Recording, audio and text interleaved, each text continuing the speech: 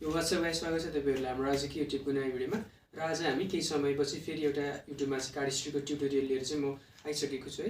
Last भिडियोमा चाहिँ मैले केही सर्ट्सहरु चाहिँ अपलोड गरेको थिएँ, तपाईहरुले सायद राम्रो रेस्पोन्स पाएको थिएँ मैले त्यसमा है। त्यो सर्ट्सहरु चाहिँ फेरि पछि कन्टिन्यू गर्छौं हामी है।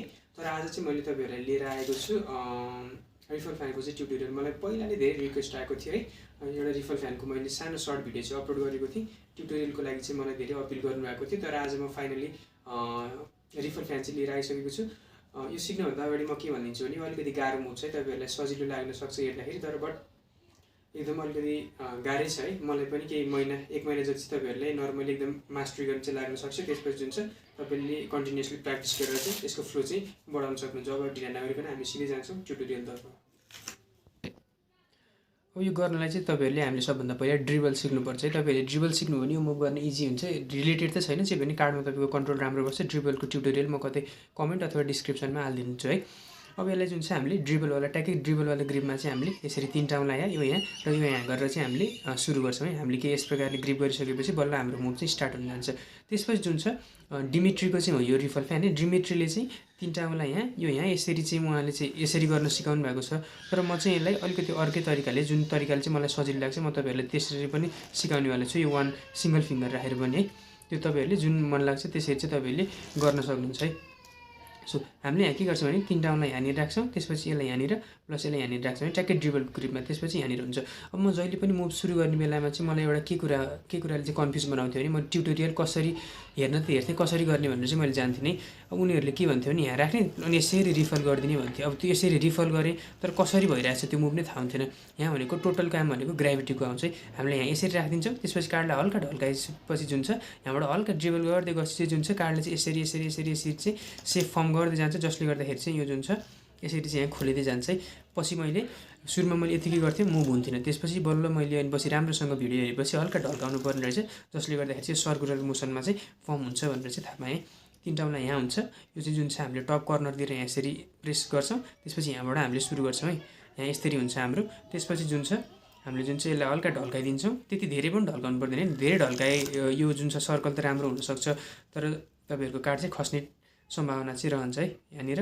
त्यसपछि जुन चाहिँ हामीले यसरी चाहिँ गर्दै जान्छौँ। अब सुरुमा तपाईले सुरुमै गर्दाखेरि पर्फेक्ट सर्कल चाहिँ बन्न जाँदैन है। तपाईहरुको कतिसम्म हुनसक्छ भने तपाईले यहाँबाट गर्नुभयो भने तपाईको सुरुमा यति हुन्छ, त्यसपछि हल्का यतासम्म आउँछ, यतासम्म आउँछ है। त्यसको मतलब तपाईहरुले मुभ गर्न जान्दै हुनुहुन्छ, सिक्दै हुनुहुन्छ है। किनकि तपाईहरुको एक दिनमा दुई दिनमा यो पुरै सर्कल चाहिँ हुन सक्दैन, त्यो इम्पोसिबल जस्तै है। मलाई केही महिना लागेको थियो, मैले भनिहालेँ। मुभी सोहरू हेर्दाखेरि टिभी हेर्दाखेरि चाहिँ मजाले बस्थेँ, गरिरहन्थेँ यसरी। तपाईहरुले सोफातिर कतै बसेर मजाले आनन्दले सिक्न सक्नुहुन्छ है, हेर्न सक्नुहुन्छ।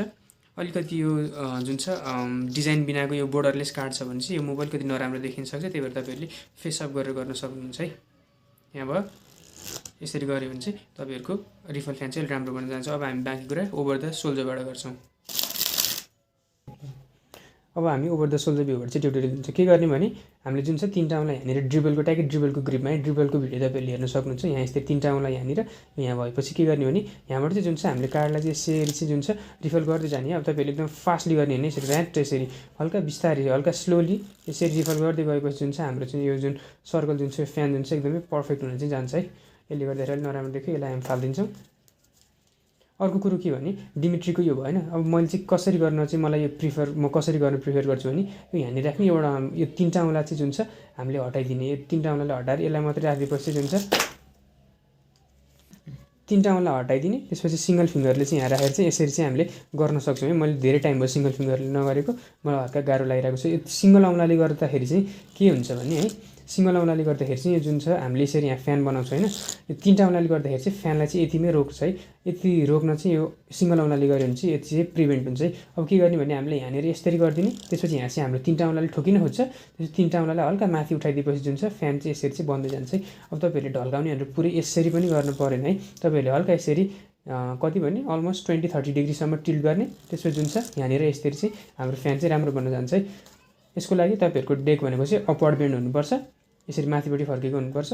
यहाँबाट यसरी गर्छौँ, त्यसपछि जुन चाहिँ हामीसँग यो प्याकेट बाँकी भयो भने यसको पनि तपाईँले चाहिँ अर्को फ्यान चाहिँ बनाइदिनु सक्नुहुन्छ, जसले गर्दाखेरि डबल फ्यान देखिन्छ, हेर्दा एकदमै दामी देखिन्छ। अब यो मुभ गर्दाखेरि एकदमै टिप भनेको के भने तपाईँहरूले चाहिँ रिपिटेडली यसलाई गरिरहनुपर्छ। सिङ्गल फिङ्गरले सक्नुहुन्छ भने यसरी सिङ्गल फिङ्गरबाट पनि गर्न सक्नुहुन्छ, नत्र भने तपाईँहरूलाई यसरी सहिलो लाग्छ भने यो ओरिजिनल तरिकाले नै यसरी पनि गर्न सक्नुहुन्छ है। यो मुभ अलिकति गाह्रो छ, मैले तपाईँहरूलाई भनि नै हालेँ।